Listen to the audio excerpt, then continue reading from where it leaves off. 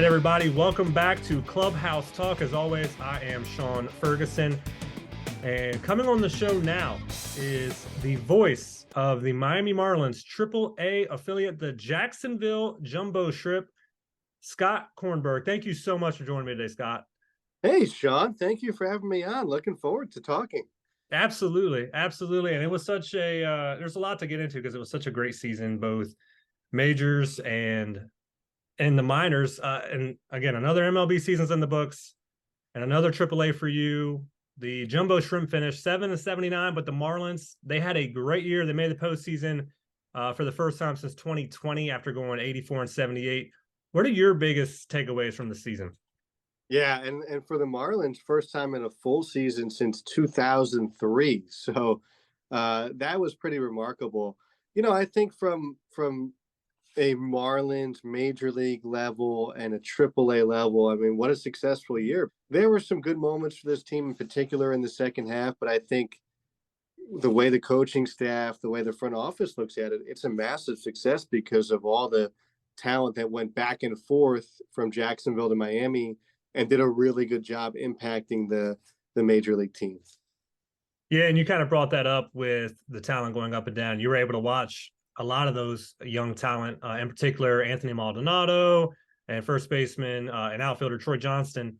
They both had great years in the minors. When do you think they're going to make the most impact on the big league roster? Well, for Anthony Maldonado, it's actually an interesting question because last night he was added to the Marlins 40-man roster. So you have to be on the 40-man roster to be eligible to be on the major league roster, the 26-man roster. So he, you know, in theory, with that move, next year you would think would be his time to do that. And I think a pretty big surprising omission was Troy Johnston not being added to the 40-man roster. So he's eligible for the Rule 5 draft, which essentially means any team in baseball could pick him, and they would have to have him on the major league roster all year. I think there's a pretty good shot that Troy Johnston gets picked by somebody else. He's coming off, as you said, a terrific season. Both he and Maldonado are like A plus people. I mean, they're just great guys. They work incredibly hard. They're good for your culture. So Maldonado, the Marlins, you know, he's a little bit younger than Troy. And in theory, next year, if there's a spot in the bullpen open, he'd probably be that first guy in line to move up. And it's a little bit of an easier road for Anthony than for Troy, but you would think next year is a great chance for both those guys. And from what you've seen this past season with Jacksonville and throughout the rest of the farm system with the rest of the talent that the Marlins are currently growing, when do you feel that the Marlins will be able to compete for divisions and really add on to the 84 wins from just a year ago? That's a great question. And it's tough because you play in the same division as the Braves, who continue to win 100 games every year. The Phillies obviously are a terrific team. They've got an interesting core in place. They've got you don't have Sandy Alcantara, but you do in theory have Eury Perez for a full year that he wouldn't be shut down for an innings limit. So that'll help. And it's his second year, and he was so good already as a rookie this past season. So, you know, in theory, you've got some guys who could take steps forward like Jazz Chisholm. If he could stay healthy, that is big. So I don't expect them to go out and win 100 games, but I think they could be competitive next year. It's just they're going to need some breaks like they had this year, but there's no reason that they can't. And I think they've got a really good president of baseball operations in place in Bendix who can really help them from an analytical perspective, like a raise, get players who maybe are undervalued in other places and bring them into the Marlins for not a ton of money, and they could win some games like that. So I'm looking forward to see what he does because I think that'll really help in a really difficult division.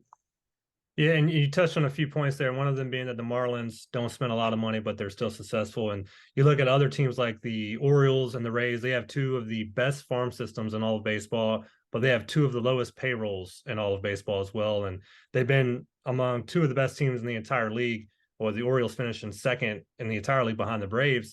How are these teams developing these farm teams in ways that we just haven't seen in a while? for the Orioles and Rays, the teams you mentioned, they're in the same division as the Yankees, always going to have a humongous payroll. The Red Sox, always going to have a big payroll. Toronto has a pretty big payroll. They know they can't get there. So, what's the best way to build a major league team without being able to hand out a bunch of $30 million contracts per year? And it's with young players. They really invest in that young talent because they know that's their lifeblood. You can't spend like the Yankees and the Red Sox. How do you get players like those guys? You have to develop your own, and they're so good at that. With the Marlins, they've already lost a player like a Jorge Soler that he's up in the air with his contract, and then their farm system did finish in the mid-20s at the end of the year. What do you think the Marlins as a whole need to focus on the most this offseason? Well, they're in an interesting spot because they want to build on an 84-win playoff season, and like you said, there's not a ton of high impact guys, and in particular in the upper minors of the farm system. Like you've graduated Eury Perez now. Anthony Maldonado is an interesting player, but he's not necessarily a guy that is looked at as like a future closer. He's looked at as a really high quality reliever, but still, like he's not a Eury Perez level prospect, and they don't have a ton of those guys in AA or AAA. So those guys are mostly in A ball and rookie ball who they feel pretty highly on. And so, you've got Josh Bell coming back. He exercised his player option to stay with Miami. That's pretty big. How do you replace Jorge Soler? I mean, Bell could really help. It's not going to surprise me if they sign a few free agents. It's not going to surprise me if they make some trades. They still have some interesting pitching prospects who they could maybe deal for some hitting help. So, I don't think anybody knows what they're going to do because they're very unpredictable right now, just with a new regime in place. But I don't think they're going to be at a place where, okay, we lost Jorge Soler. What are we going to do now? They're going to say, we lost Jorge Soler, but we won 84 games last year.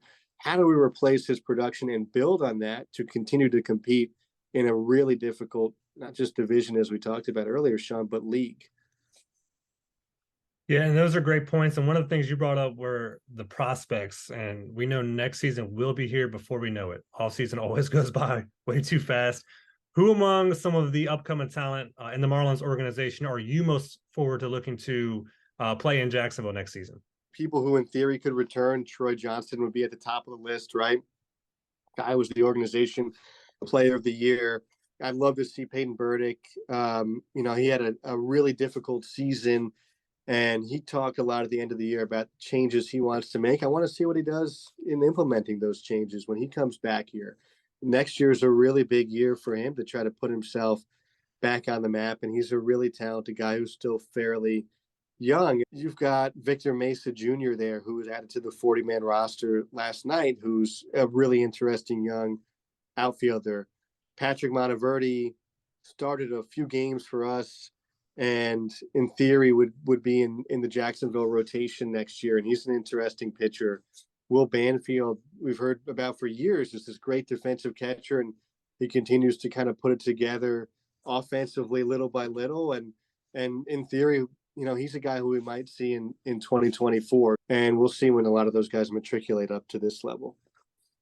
All right, and two, like you just said, after getting back to the postseason last year, overall, what do the Marlins need to do this offseason to not only improve on the 84-win season, but really compete when it comes down to it this upcoming season?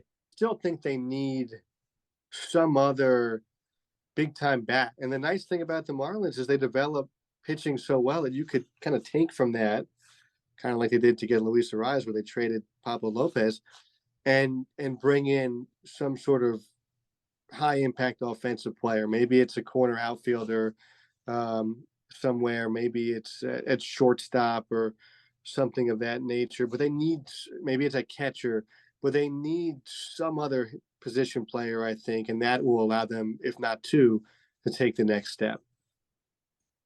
Well, Scott, thank you as always for joining me. It gave me a lot of great insight. And again, just thank you for your time here today.